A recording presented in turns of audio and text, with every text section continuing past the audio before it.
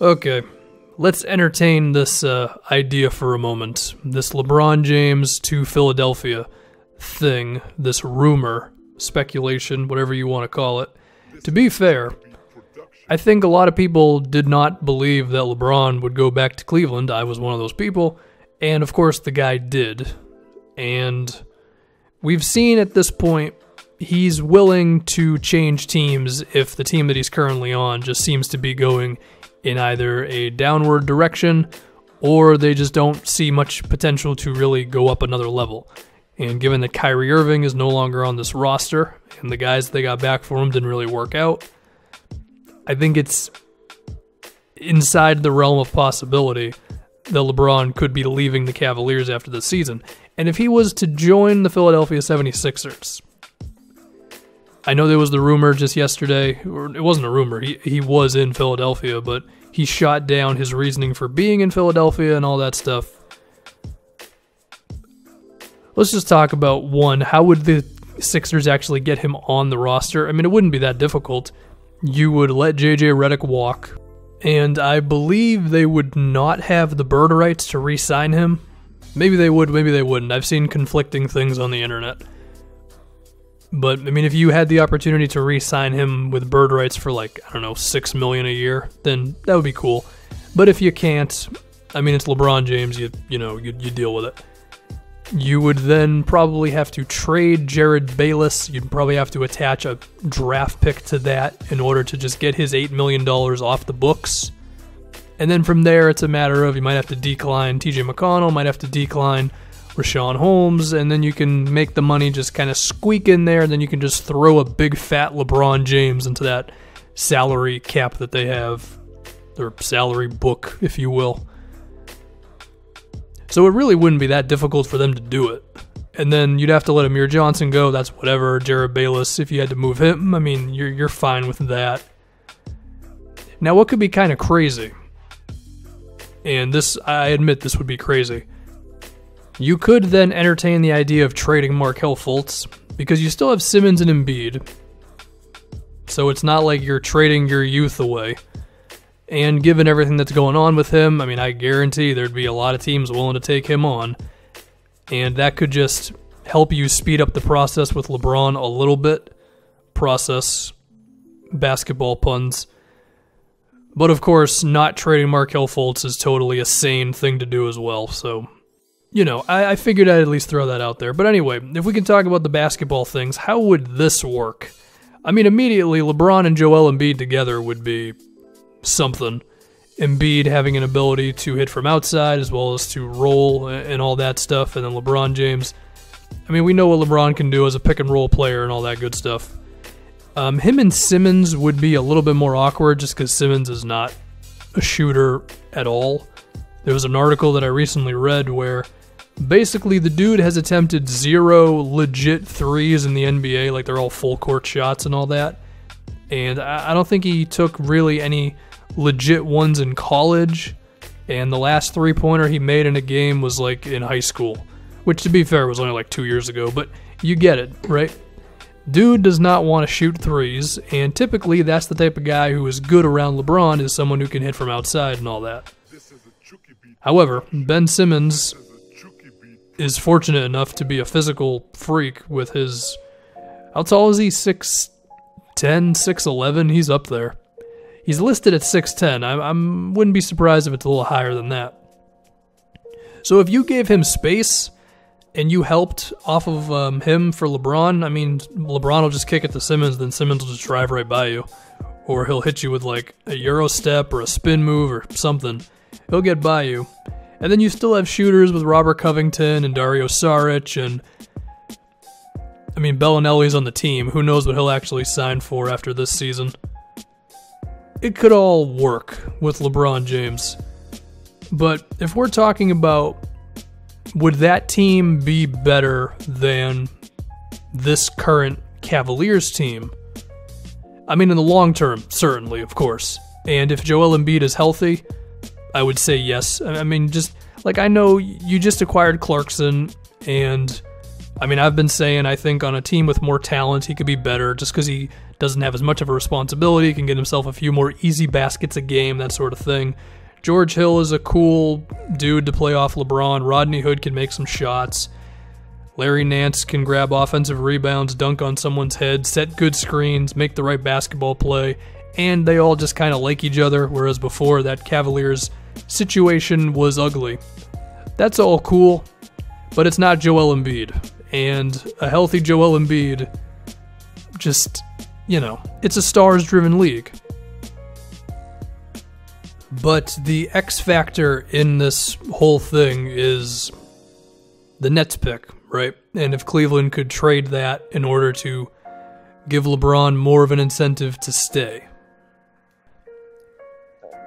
If it does get moved, it'll probably happen around the draft, and a lot of it would depend on where the Nets pick falls.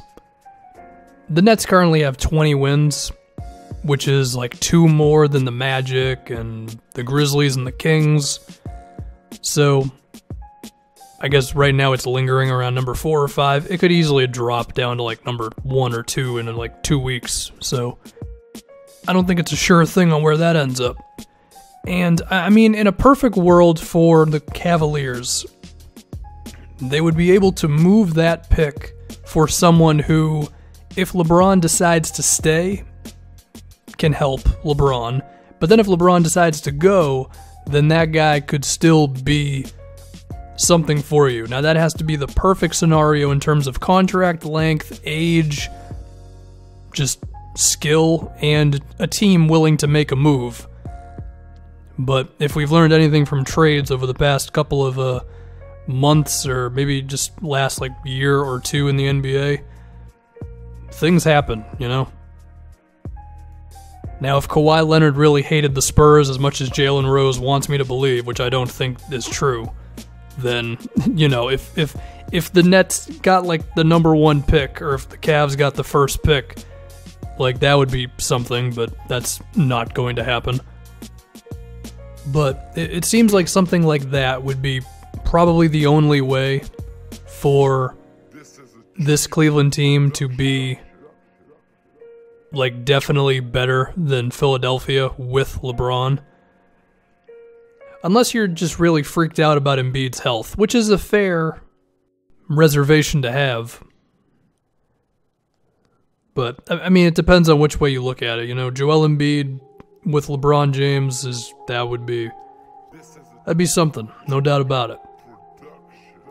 Now, moving away from the Cavaliers, there is always the potential of the Lakers. Now, LeBron going to the West would be more difficult for him, which I'm sure would not be fun, especially since he's a dude who coasts through the regular season sometimes, let's be honest here. And you can get away with that in the East a little bit more than you can in the West.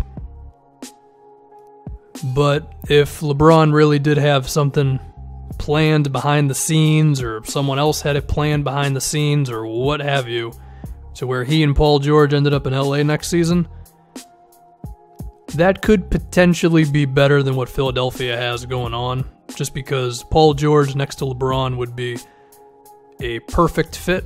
Whereas, you combine Simmons, while he can still do all the things on the closeouts and everything, and he and LeBron together as passers would be really something.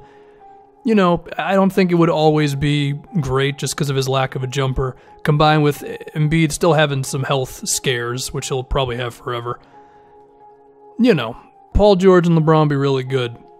And if the Lakers buy out Luol Deng's contract, which I assume they're going to do, or they just stretch him out, I should say, then they are in the ballpark